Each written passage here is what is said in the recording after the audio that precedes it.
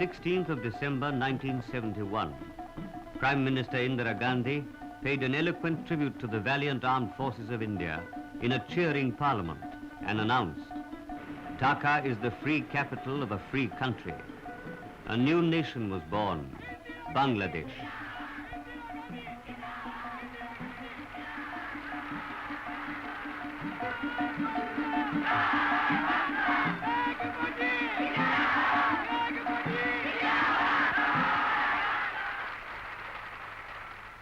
The birth of Bangladesh was a dream come true, freedom won by a brave people.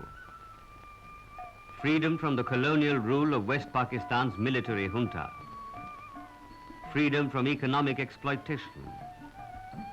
Freedom to govern and shape the future of their Sonar Bangla.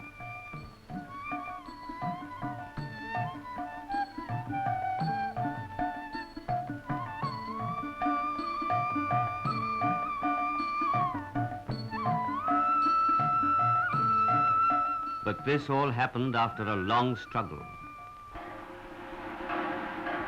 A struggle for democracy. A struggle to hold general elections.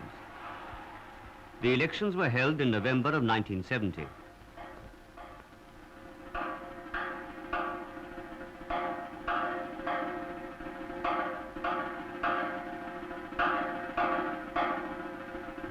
The Awami League, led by Sheikh Mujibur Rahman, won a landslide victory in the national and provincial assemblies. This was a severe setback to communal and religious parties on whom the Pakistani military government had depended. Even the results of the general election were not respected.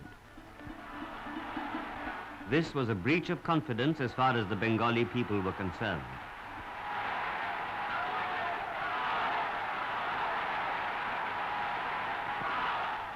The Sheikh made it clear that the people's verdict was known and that 75 million people could not be kept down. He gave a call for satyagraha and launched a no-tax campaign.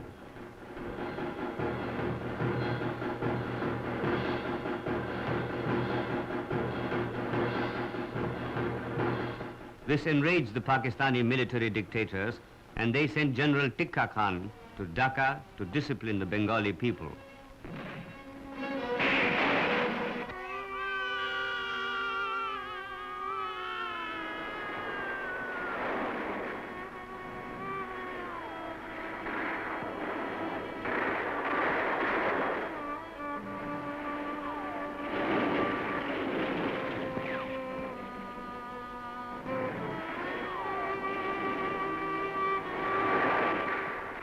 Pakistan had one infantry division of 4 brigades deployed in the east. A further build-up was to continue till April to suppress the Bengalis.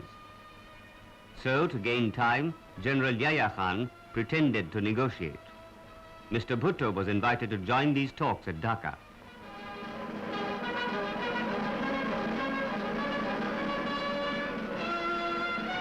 Sheikh Mujibur Rahman tried for a constitutional settlement, but the talks collapsed.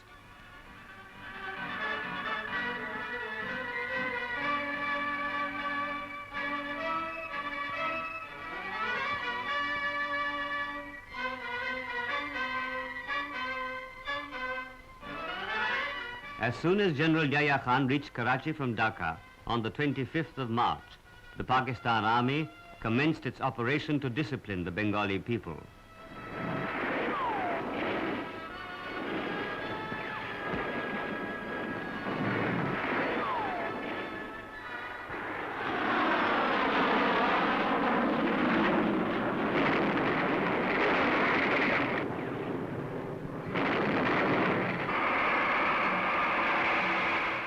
With no solution in sight, Sheikh Mujib took over the administration and proclaimed an independent Bangladesh.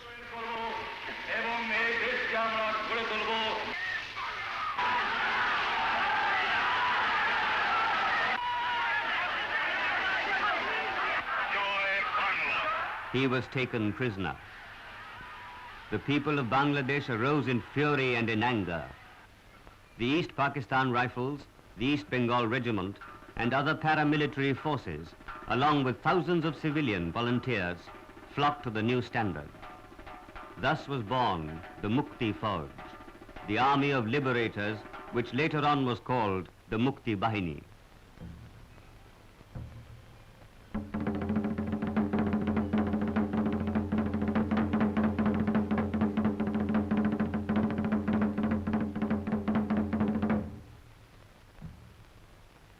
Slowly they learnt the handling of arms. Once this was accomplished, they mastered the situation.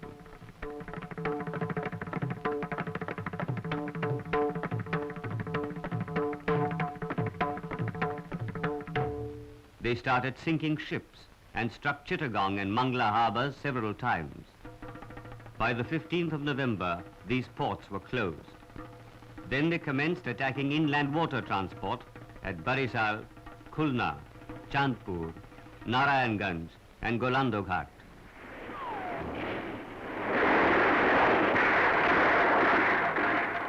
By now the Mukti Bahini had grown more proficient in weapons handling, fieldcraft and guerrilla tactics.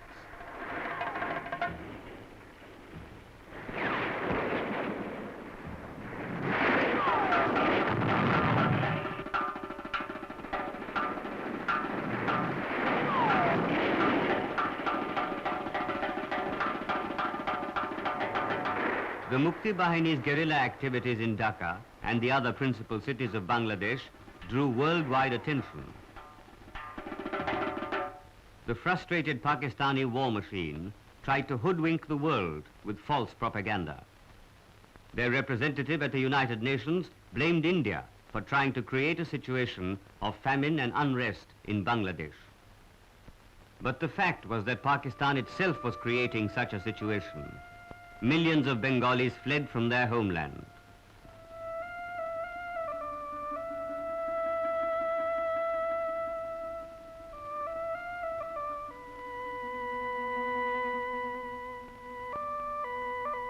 A total of 10 million refugees sought sanctuary in India. This was a crushing burden on the Indian economy.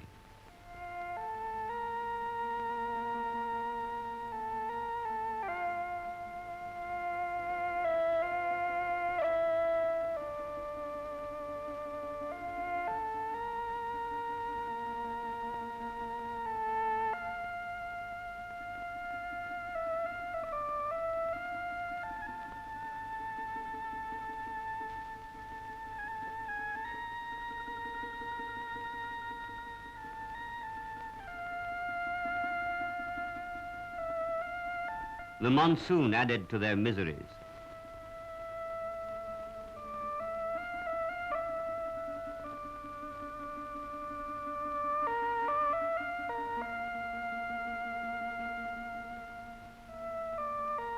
Distinguished foreign visitors came to visit the refugees.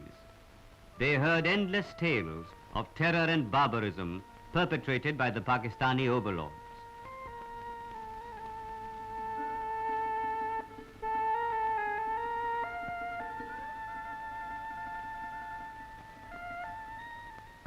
The Pakistan army in Bangladesh was totally frustrated in its attempts to suppress the Mukti Bahini. The Pakistanis tried to involve India in armed clashes and commenced shelling across the international border. Many innocent Indian villagers were killed.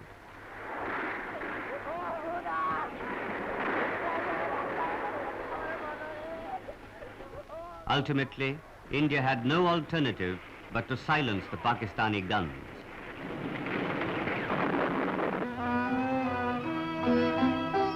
The Prime Minister, having earlier sent her senior colleagues abroad to explain the situation, in November of 1971, herself made a trip to Belgium, Austria, the United Kingdom, the United States of America, France and West Germany. She appealed for justice for the Bengali people and relief for India from the strain of keeping the refugees. She said, "Our country is facing danger.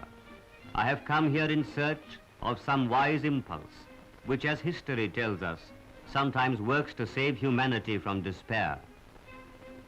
Meanwhile, the Pakistan army continued its violations of Indian territory.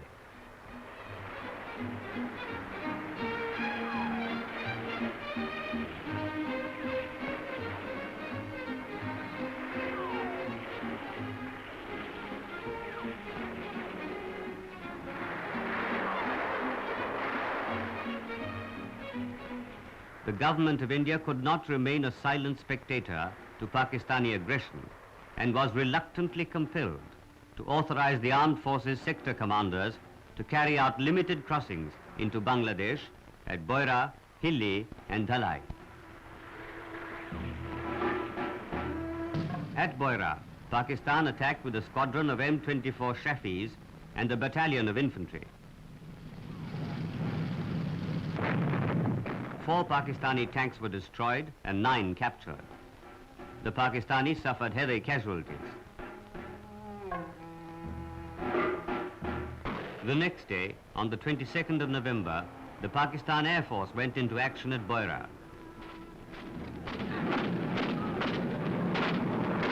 3 F-86 Sabre aircraft were shot down and 2 Pakistani pilots captured. Similarly, at Hilli, troops of 20 Mountain Division and at Dhalai, a brigade of 8 Mountain Division silenced enemy guns.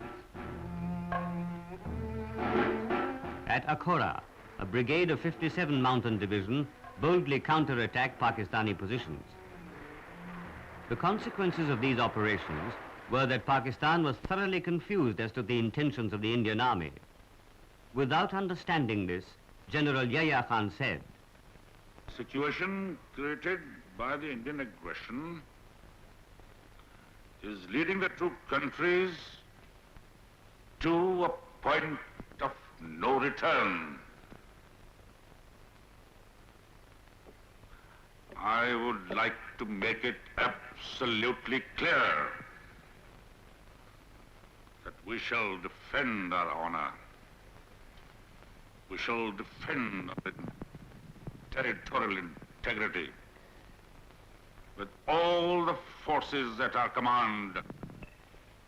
Having created an unmanageable situation entirely through his own folly, General Yahya Khan was now about to pull the roof down on himself. Pakistani battle deployment was first observed in Poonch in August of 1971.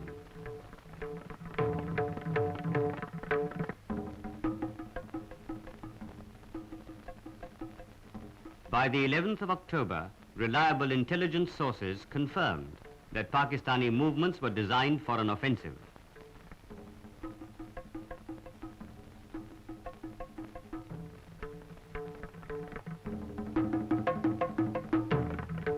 The Indian armed forces were ordered to deploy themselves defensively.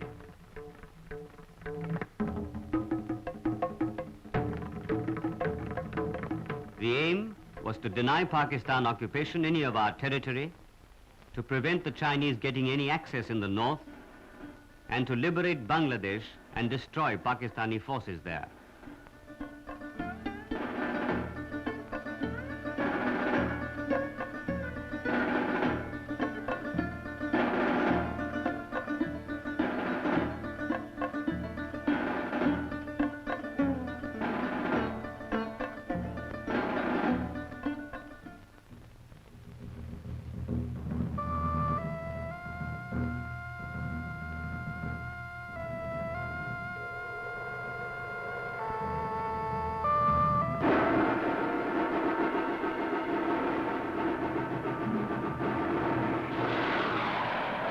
On the 3rd of December, Pakistan launched a surprise airstrike on Indian airfields in the Western Command area.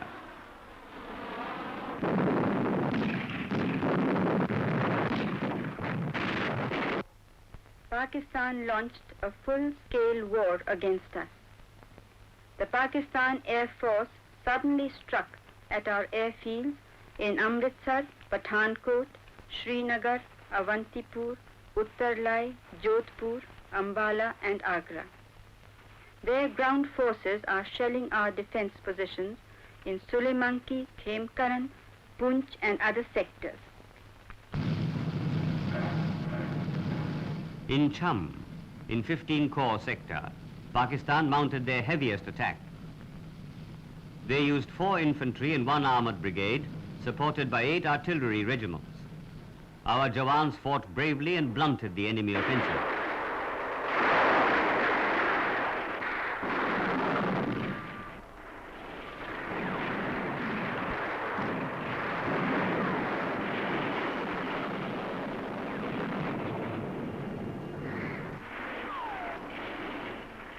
An infantry brigade of 10 Indian Infantry Division deployed west of the Munawwar Tawi was reinforced with armor and infantry. The Indian Air Force provided excellent support in the Battle of Chum and helped the brigade in delaying the enemy for 72 hours. The Pakistani attack on the 8th and 9th of December on the eastern bank of the Munawwar Tawi was beaten back. Casualties on both sides were heavy.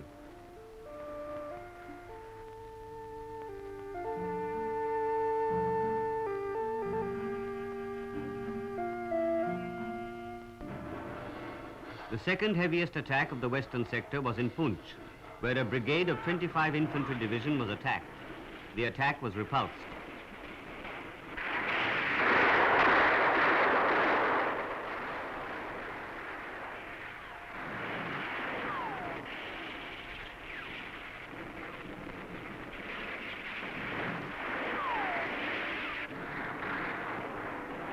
The IAF, at the request of the army, provided splendid support and bombed the area of Kahuta by night. Having held off the enemy at Poonch, we attacked and captured some tactical features in the sector. All formations of 15 Corps mounted offensive operations with the troops they could lift from the defense. This was done to dominate the enemy throughout the Corps sector. Troops in Ladakh captured ground at altitudes of 5,000 meters under severe weather conditions, demonstrating once again the traditional determination of the Indian infantryman. Successful assaults in Kargil at a height of 4,500 meters were of strategic importance in securing the lines of communication to Leh. Troops of 26th Infantry Division captured the Chicken Neck area, securing Akhnur, and thus relieved our own troops defending it. Troops of 19 Infantry Division carried out successful operations in the Lipa Valley.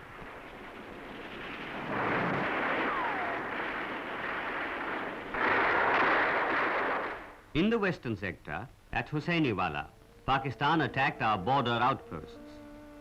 The attack was repulsed at some posts and counter-attacked at others to regain the lost posts.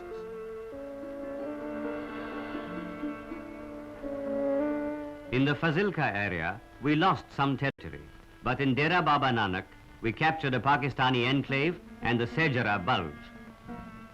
The more we gained, the greater the lies the Pakistan war machine told. It claimed to have put Amritsar airfield out of action, but the fact was otherwise.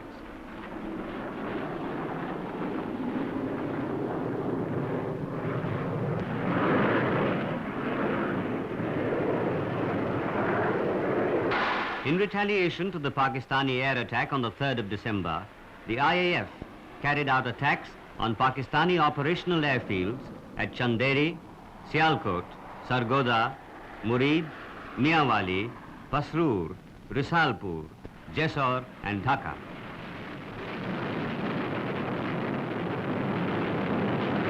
On the 6th of December, the Attock oil refinery was set ablaze. Railway communications and marshalling yards were the particular targets of our Air Force and Navy.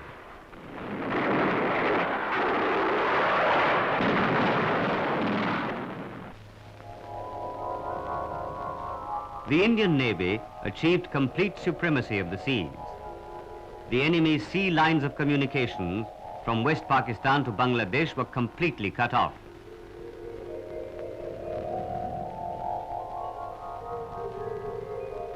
The Eastern Fleet, which included the aircraft carrier Vikrant, established a blockade of the maritime approaches to Bangladesh, and the Western Fleet dominated the Arabian Sea. On the 3rd of December, ships of the Eastern Fleet attacked the American-built submarine Ghazi and sank her.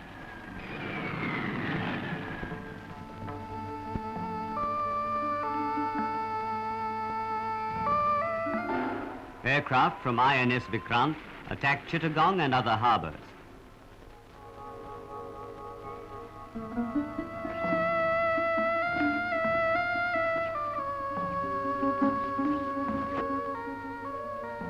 Ships of the Western Fleet carried out daring raids on Karachi and sank a number of Pakistani warships just outside the harbour, which included the destroyer Khyber.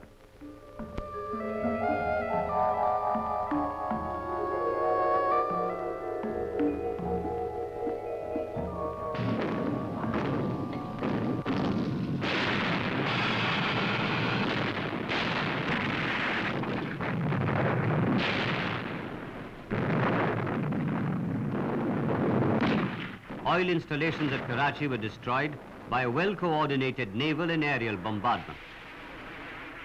A number of merchant ships, both enemy and neutral, proceeding to enemy ports, were intercepted and their cargo examined. The enemy ships were captured.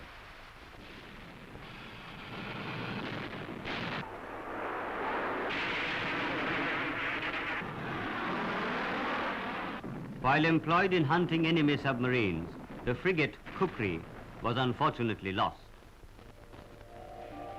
A gallant ship that went down with her captain. On the 4th of December, troops of the Eastern Command commenced attacks across the international border to liberate Bangladesh.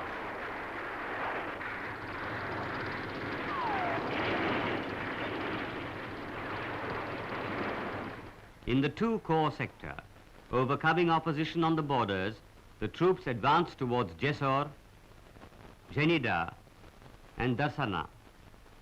In the 4-corps sector, Shamsher Nagar was speedily captured along with the airfield.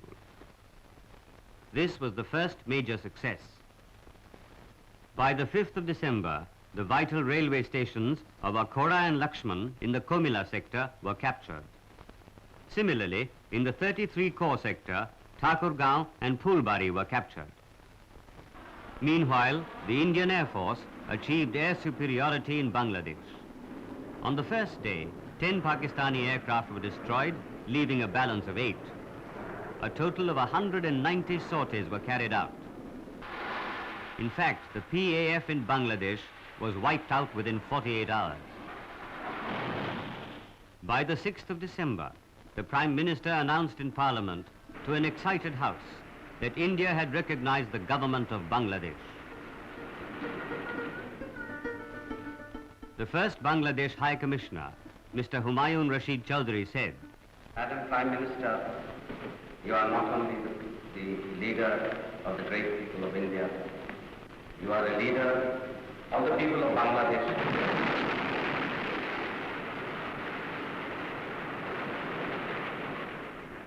Madam Prime Minister, you are not only a leader of the subcontinent, but you are the leader of mankind as such.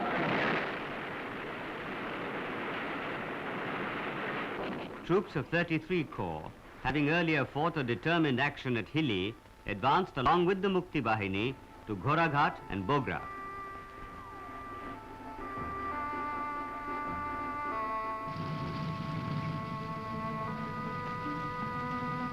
On the 6th of December, the Pakistanis abandoned Jessore cantonment and its prepared defences.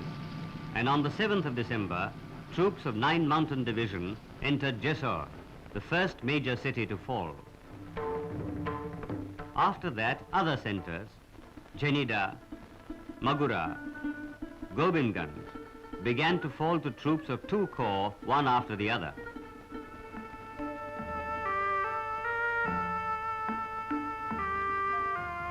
On the 8th of December, the first message of the Chief of Army Staff, General Manekshaw, was broadcast asking the Pakistani army to surrender. He said, "Your condition is hopeless and you cannot get out."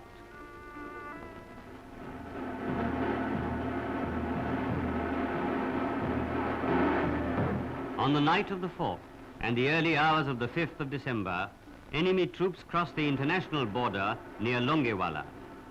By daylight, they had reached near one of our posts. The tanks and the artillery subjected the post manned by rifle company to very heavy fire.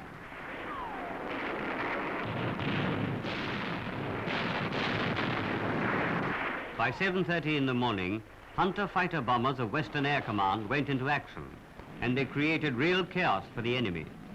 They destroyed 40 enemy tanks. Similarly, enemy transport columns moving from the border towards Longewala were interdicted by our aircraft.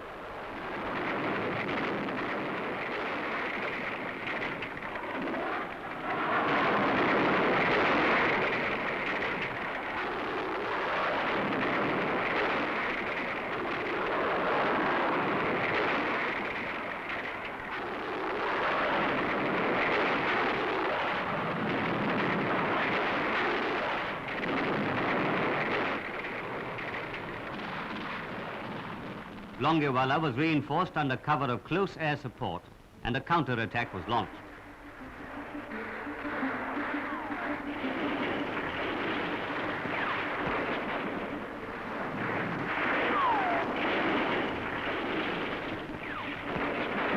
By the 10th of December, 400 square kilometers of Pakistan territory had been captured by our forces.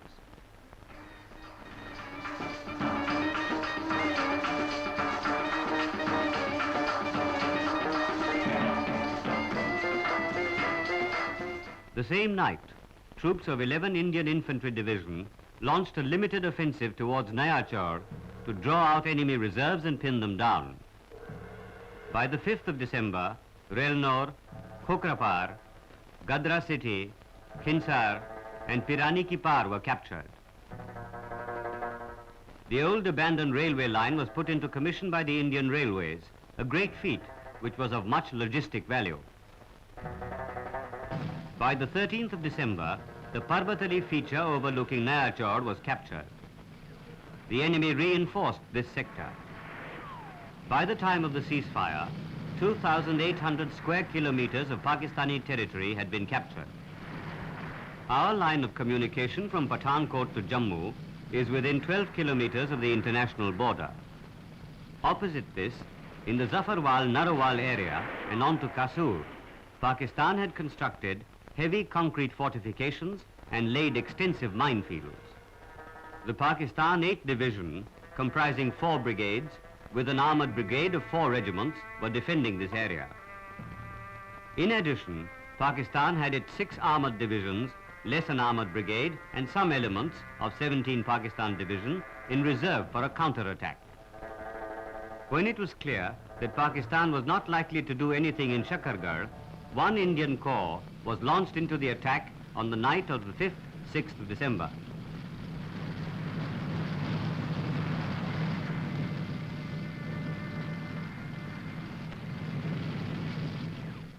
The following night, the eastern thrust went into action. By the 15th of December, delayed by heavy obstacles, the northern thrust reached the line of the river Basantar and the lateral road from Zafarwal to Shakargarh. The eastern thrust reached the line of the river Basantar bridge on the 12th of December. Our attempts to capture Shakargarh failed. By the 16th of December, a bridgehead had been established west of the river Basantar, threatening Zafarwal. By the time of the ceasefire, one Indian corps had advanced 11 kilometers all along its front, closely supported by the IAF, and captured 300 kilometers of densely populated and fertile area. By the 9th of December, initial objectives in Bangladesh had been captured and thrust lines were well established. Some prisoners and much of Pakistan's war material had fallen into our hands. Now the only question was, when would Dhaka fall?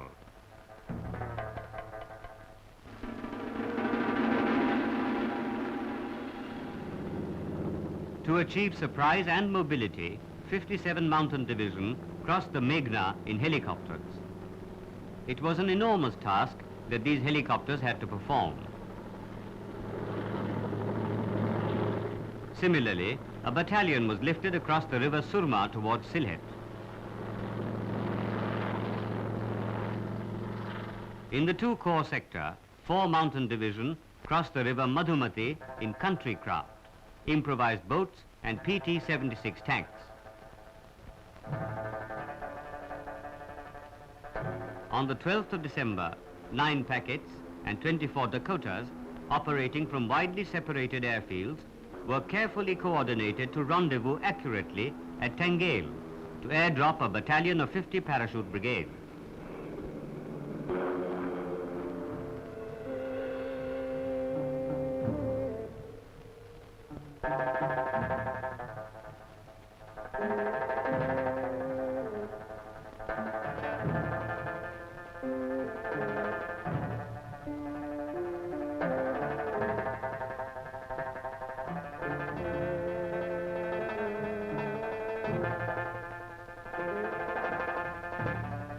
they joined the Mukti Bahini to speed up the advance on Dhaka.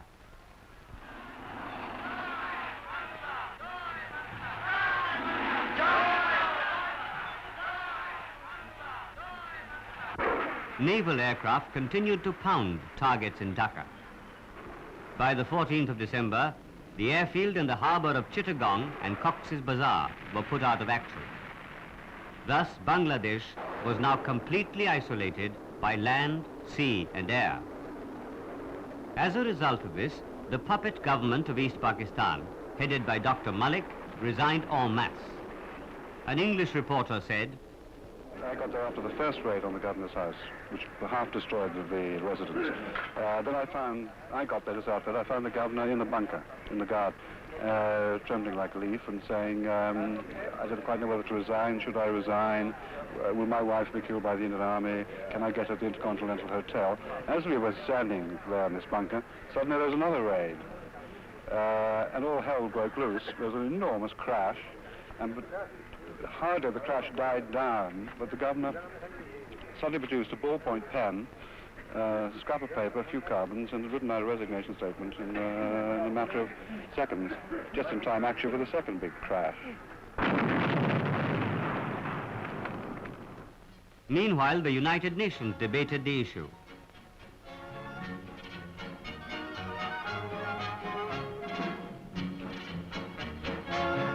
Mr. Bhutto resented the Russian veto. I find it disgraceful to my person and to my country to remain here a moment longer than necessary. But I am not boycotting. Impose any decision. Have a treaty worse than the Treaty of Versailles. Legalize aggression. Legalize occupation. Legalize everything that has been illegal till 14th or 15th of December 1971. I will not be a party to it. We will fight. We'll go back and fight. My country hearkens for me. Why should I waste my time here in the Security Council? I will not be a party to the ignominious surrender of part of my country. You can take your Security Council. Here you are. I'm going.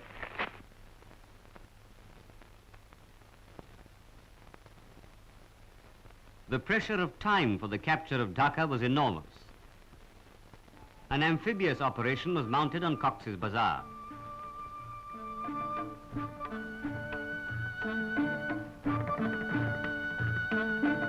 A battalion of Gorkhas with 2 companies sailed from Calcutta and carried out an unopposed beach landing, achieving complete surprise.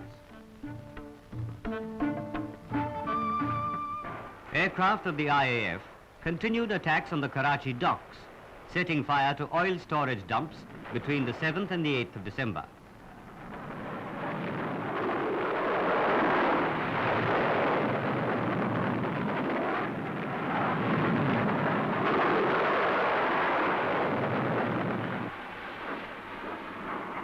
On the 11th of December, the Chief of Army Staff called on Major General Rao Farman Ali to surrender and avoid further bloodshed. The message was relayed in English, Urdu and Pashto so that it could reach all ranks of the Pakistan Army. Earlier, Major General Rao Farman Ali had requested the UN Secretary General for help in repatriating soldiers and civilians to West Pakistan. This request had been countermanded by General Yahya Khan. Moreover, General A.A.K. Niazi, in an interview, said to newsmen, We'll fight it out to the last. But a lot of men might die. This is the price of the freedom. For what freedom? Not yours. It's mine, yes, my country, Pakistan. You still consider that you stand a fighting chance Pakistan of... will stay, yes, inshallah will stay. Looking at the situation, Secretary General U Tant requested both the parties to allow all foreigners stranded in Dhaka to fly out. While the foreign nationals were flown out, all aerial activities were held back by the IAF.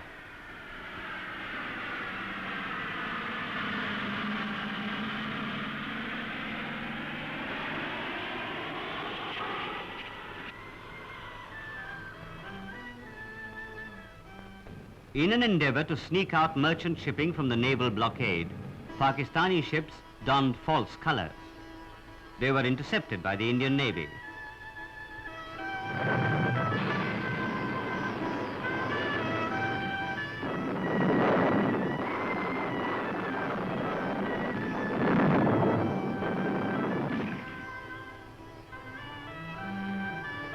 One such ship was the so-called Adamant Manila, which in fact was Madhumati, a Pakistani merchant ship. Thus the naval blockade was completely effective. On the 13th of December, a third message from the Chief of Army Staff to General Rao Farman Ali was broadcast.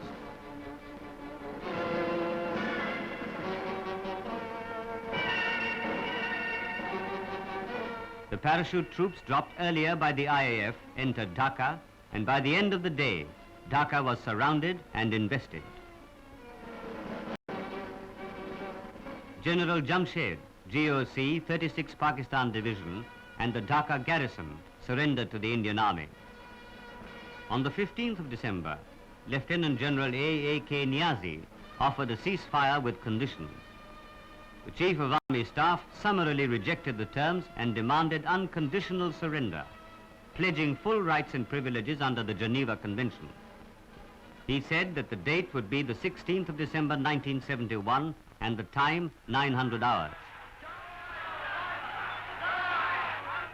At 4 p.m. on the 16th of December 1971, Lieutenant General A.A.K. Niazi signed the instrument of surrender and placed himself and his troops under the command of Lieutenant General J.S. Arora, GOC in C, Eastern Command, who also held command of the Bangladesh forces. At the Dhaka golf course, the Dhaka garrison formally laid down their arms before Lieutenant General Sagat Singh, GOC 4 Corps. At Magura, Major General Ansari, GOC Pakistan 9 Division, surrendered himself and his command to Major General M.S. Brar, GOC 4 Mountain Division. At Khulna, a brigade of the Pakistan Army, which had held out until the ceasefire, finally surrendered to Major General Dalbir Singh, GOC 9 Mountain Division.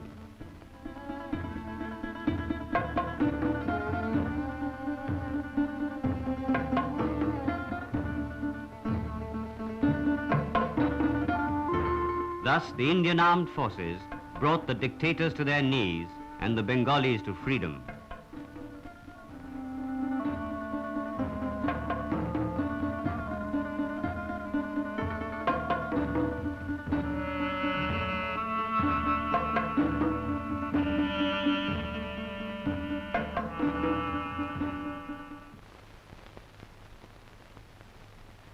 The next day at the United Nations, Sardar Swaran Singh announced a unilateral ceasefire.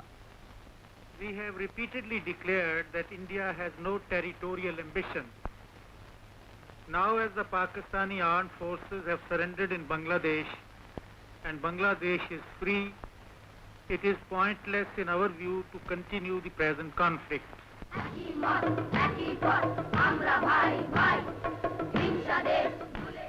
Mr. Bhutto tearfully announced, "Impose any decision you want. I shall not be a party to it." General Yahya Khan, as President of Pakistan, accepted the ceasefire. Congratulations from the Honorable Minister for Defense. Unstinted praise from the Supreme Commander of the Armed Forces.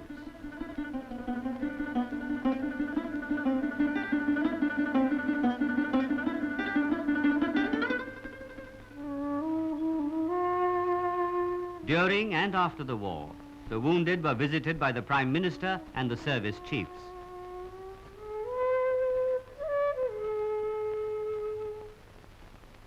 Then the refugees started to go back.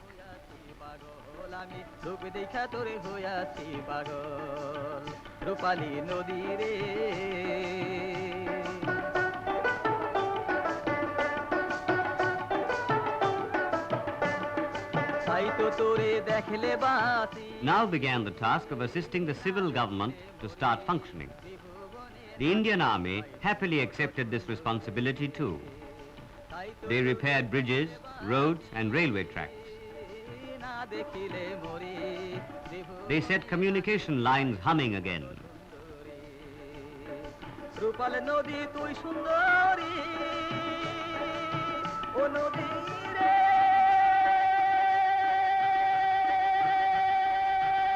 Postal services were restored. Gold and money dumped by the Pakistan army in the sea was taken out by them to hand over to the government of Bangladesh.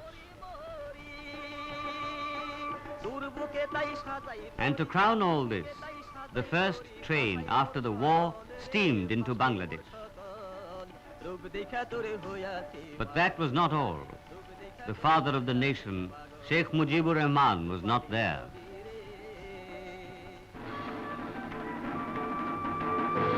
And then, like a familiar fairy tale ending, he too came. On his way home, a halt at New Delhi.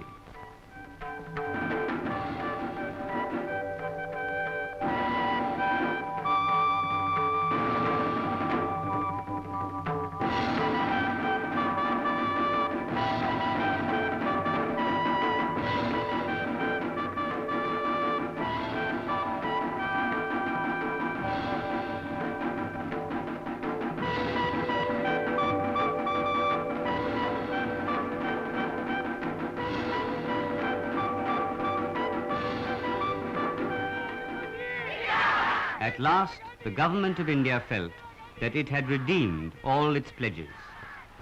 हमने यहाँ भारत में भी 3 वादे किए थे अपनी जनता से। पहले ये कि जो शरणार्थी यहाँ आए हैं वो सब वापस जाएंगे। दूसरा ये कि हम हर तरह से मुक्ति वाहिनी की सहायता करेंगे, बांग्लादेश के लोगों की मदद करेंगे। और तीसरे कि शेख साहब को हम जरूर छुड़वाएंगे जेल से।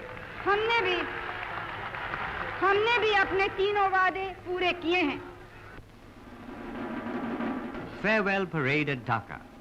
The Indian Army, having done its good work, returned with all the love, affection and respect Bangladesh could offer.